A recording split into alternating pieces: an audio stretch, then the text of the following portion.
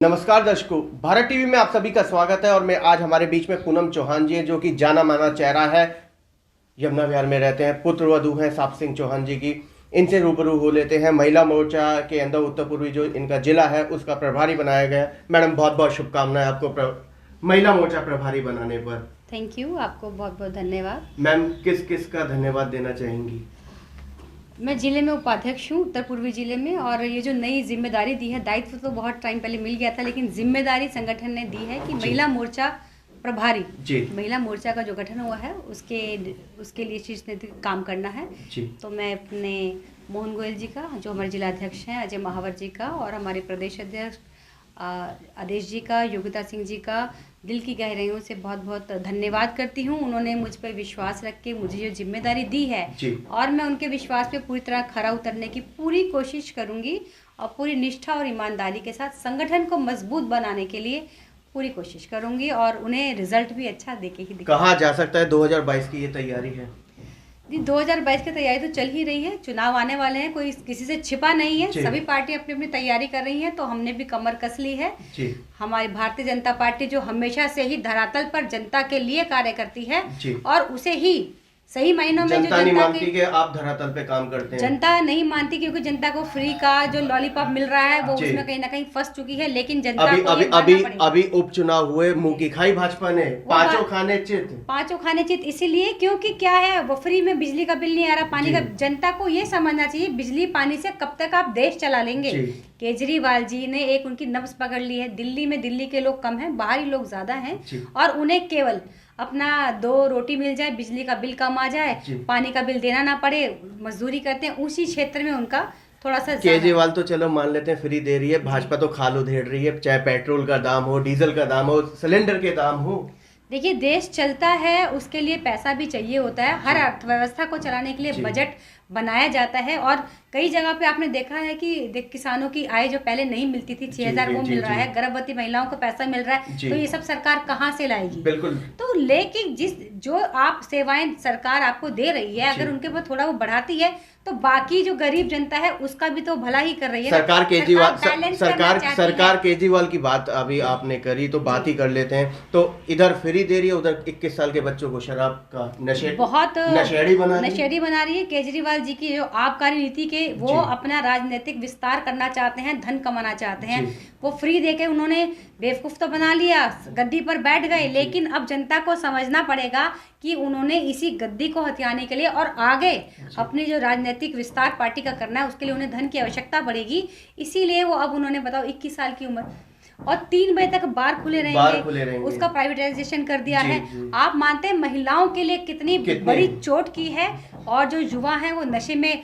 पहले ही बहुत कम था, आज जो मोबाइल ने जो निंदा करते हैं प्रभारी होने के नाते महिला मोर्चा के। बिल्कुल निंदा करती हूँ, और महिलाओं का पूरा साथ लेके हम पूरी महिला मोर्चा को इकट्ठा करेंगे और इसके ऊपर केजरीवाल जी के खिलाफ धरना प्रदर्शन भी करेंगे, क्योंकि जो महिलाएं कहीं ना कहीं उनके जो पुरुष शराब पी के आएंगे वो महिलाओं को ही प्रताड़ित करेंगे। समाज गलत होगा। वो महिलाएं, ज्यादातर गरीब लोग क्या होते हैं, पूरा दिन नौकरी करते हैं, शाम को शराब में पैसे उड़ा देते हैं। घर की महिला किस तरह से घर चलाती होगी? अब इतनी उन्होंने सुविधाएं दे दी हैं, वो पहले ही गलत था। आप जानते हैं, गोंडा विधानसभा में साहब सिंह चौहान जी ने एक भी शराब का ठेका खुलना नहीं दिया, और इन्होंने सिर्फ अपनी राजनीति, तब भी वो विधायक रहे ना, 22 साल विधायक रहे ना, केवल जनता के हित के लिए काम किया।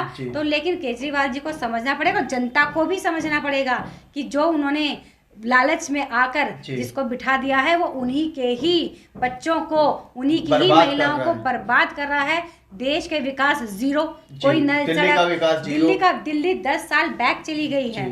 तो दिल्ली एक राजधानी है, उसे आप एक पॉश कॉलोनी होना चाहिए, उसमें सब सुविधाएं होनी चाहिए, सबको सब कुछ मिलना चाहिए। ये नहीं मध्यम वर्ग से आप टैक्स ले रहे हो, वो हम तो दे रहे हैं, लेकिन बिल किसको रहा है?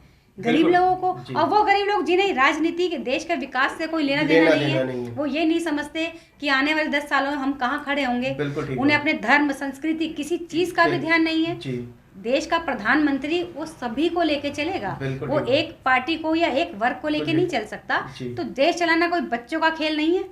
ये आए हैं वहां से सरकारी नौकरी कर अब इन्होंने समझा बस पैसा कमाओ, अपनी जेबें भरो। इन्हें देश के विकास से, जनता के विकास से, बच्चों के भविष्य से कोई लेना देना नहीं है, सख्त निंदा करती हूँ। पूनम जी, महिला मोर्चा की आपको प्रभारी बनाया गया है, आने वाले समय में आप और क्या क्या महिलाओं को जोड़ने के लिए क्या कार्य करने वाली हैं?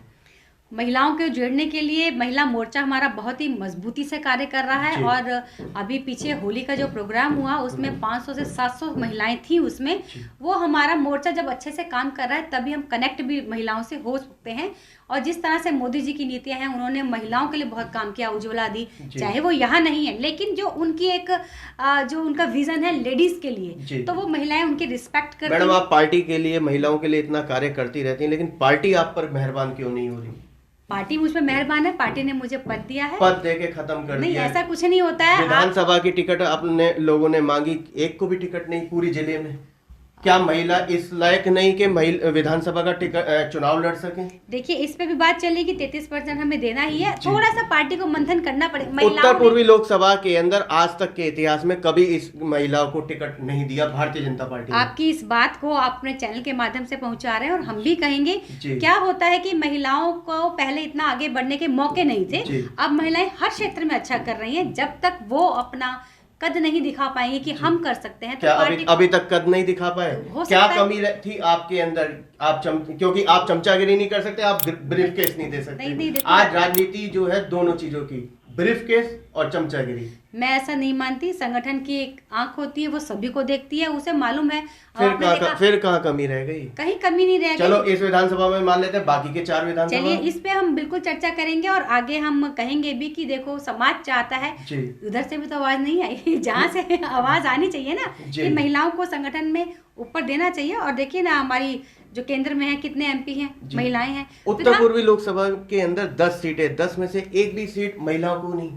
इस बारे में मैं नहीं कह सकती। देखो, संगठन का जैसा भी आदेश है हम उसका पालन करते हैं। संगठन में निंदा भी नहीं करेंगे? नहीं, निंदा भी नहीं, बिल्कुल नहीं करूंगी। क्योंकि देखो, अगर हम, ये कोई बिजनेस नहीं है कि मैं बिजनेस करने आई हूँ, मैं जनता की सेवा करने के लिए आई हूँ। और महिलाओं का दर्द महिला ही अच्छी तरीके से समझ सकती है। ये बात अब महिला किसके आगे गुहार लगाए, ये बताएं। तो इसीलिए हमारी महिला मोर्चा, तो कहीं ना कहीं उत्तर पूर्वी लोकसभा की जो महिलाएं हैं वो परेशान है, कार्यकर्ता महिला परेशान है। नहीं, अब नहीं होंगी। हम पूरा विश्वास दिलाते हैं, हम घर घर जाएंगे और उनका दुख दर्द समझेंगे। इसीलिए बनाया गया है डोर टू डोर जाओ। महिलाएं अपनी कोई भी प्रॉब्लम है हमसे शेयर कर सकती हैं। सहयोग सेल भी अब भारतीय जनता पार्टी ने प्रदेश कार्यालय में खोला है।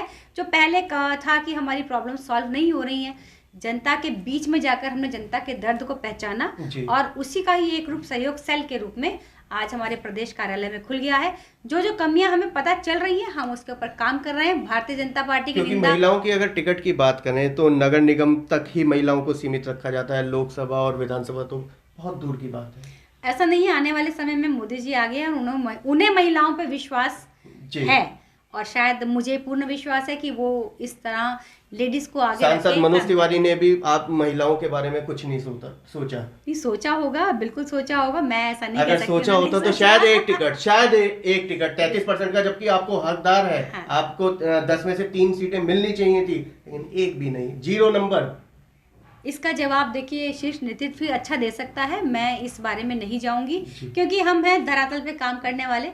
जब उन्हें लगेगा कि हाँ, शायद मेरे अंदर उन्हें कोई दिखा होगा कि ये नहीं कर सकती अभी, जब उन्हें मेरे पे विश्वास जगेगा, मैं अपनी मेहनत पूरी करूंगी। जैसा पार्टी, क्या आप अपने आप के अंदर इतनी सक्षम नहीं कि आप विधानसभा लड़ सकती हैं? जी बिल्कुल लड़ सकती हूँ, लेकिन मैंने क्या कहा, यहाँ पर प्रत्येक कार्यकर्ता का मान सम्मान, और जब तक हम अपने ऊपर के नेताओं का मान सम्मान नहीं करेंगे तब तक बेकार है। मैं यहाँ बिजनेस के लिए नहीं, सेवा के लिए आई हूँ। राजनीति है ही सेवा का नाम, वो तो बिजनेस बना दिया ना। लेकिन मैंने पहले भी कहा, मैं सेवा के लिए आई हूँ और जब मुझे मौका सेवा का मिलेगा, मैं पूर्ण रूप से जनता की सेवा के लिए अपने आप को समर्पित करूंगी। महिलाओं के लिए क्या मैसेज देना चाहेंगी? महिलाओं के लिए मैसेज देना चाहती हूँ, वो अपने आप को कहीं भी कमजोर ना समझे। नारी कोमल तो जरूर है, कमजोर नहीं है। और अब तो हर क्षेत्र में महिलाएं आगे हो रही हैं। सोशल मीडिया का अच्छे से अच्छे आप प्रयोग करें और अपनी बात को कहने का, मतलब आप किसी चीज़ को कहने का ना दम रखें कि जो कह रहे हैं हम, हमारी बात भी सुनी जानी, क्योंकि जब तक हम कहेंगे नहीं कोई हमें सुनेगा नहीं। तो अपनी बात को अच्छे से कहना सीखिए और हम आपके साथ हैं, कंधे से कंधा मिला के चलेंगे। हम पे विश्वास रखिए। भारतीय जनता पार्टी हमेशा से महिलाओं के लिए कार्य करती रही है, करती रहेगी और महिलाओं को ही आगे बढ़ाने के लिए पूर्ण सहयोग करेगी। जय श्री राम। देशवासियों को चैत्र हिंदू वर्ष की बहुत बहुत शुभकामनाएं। और जो चैत्र के नवरात्रे आ रहे हैं, शक्ति रूपी जो शक्ति है जो पूरी दुनिया को चलाती है वो नारी है, और नारी की पूजा का ही ये नवरात्रे हैं, उसी का ही स्वरूप है। छोटी कन्याओं का हम पूजन करेंगे और शक्ति को, अपने अंदर की शक्ति को जगाएं। महिलाएं पूजा तो सब करते हैं, हर नवरात्रे में करती हैं, चैत्र के में भी करती हैं, फिर अक्टूबर में आते हैं उनके भी करते हैं, लेकिन नारियों को इस समय बहुत ज़रूरी है अपने अंदर की शक्ति को पहचानना, उसे जागृत करना, फिर देश की हर बुराई से लड़ना और उसका संहार करना।